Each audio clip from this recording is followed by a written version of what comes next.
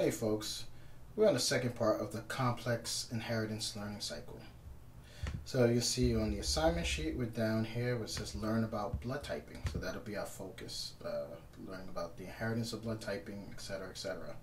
So you see steps 13 through 21, and you're actually going to finish step 20 at the end of the week. So we look at the tracking sheet, we see learn about blood typing and go through these steps. Notice that there is a quiz at the end of the week. Also notice that you have a blood typing lab. You're going to collect data this week. You actually have to design your own procedure. And then you see that right here on the 16th, so the following week is the Wednesday, that's when you're going to submit your blood typing lab. So let's talk a little bit about blood typing. The scenario that you're trying to figure out is we have perhaps a case of switch babies at birth, and we're trying to sort out this fiasco, and we think that they were given to the wrong parents. So you're going to get information, you're going to learn about blood typing, and you're going to perform the blood typing tests. In the lab, you have to figure out the steps. So you're going to have to learn a little bit about blood typing in the video. But you're going to come up with your own protocol to figure out which babies belong to which parents. You're going to be given blood samples from the 2 mothers and the 3 children. You're going to be given something called antibodies. You're going to be given a little stick to mix the blood and antibodies. You're going to be given a little plastic well so that you can put your blood and your antibodies inside the wells and mix them.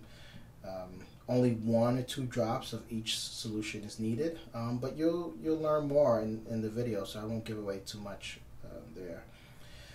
The other major activity for the week is you're going to be introduced to your first POGIL, but you're going to get into teams, and we're looking at blood type compatibility. So we're looking at, organ rejection and miscarriages and stuff like that that have to do with blood type. So basically the way it works is that you'll see a series of models. So this is the first model. So it's some kind of image or diagram or graph, and you have to make sense of it. So there'll be some questions that follow. So in your group, you'll jot down the answers to the questions. Then you notice a little stop sign here, and that tells you to stop, get my attention, show me your answers, we'll discuss it. Then you move on to the next step or the next model. So there are more questions, again, another stop sign. Then you see the second model, and then you have questions that go along with that. The other thing is you notice once in a while you see these key symbols. The key symbols, this tells you that this is going to be important information down the road, meaning after class, meaning a quiz, for example, hint, hint. So wherever you see a key, that's something that you need to commit to memory. You'll be responsible for knowing at a later date. And so, you just go through the models, answer the questions, stop when it tells you to stop. And this should take you some time. It's going to take you more than a class period to get through. So you want to use your class time effectively.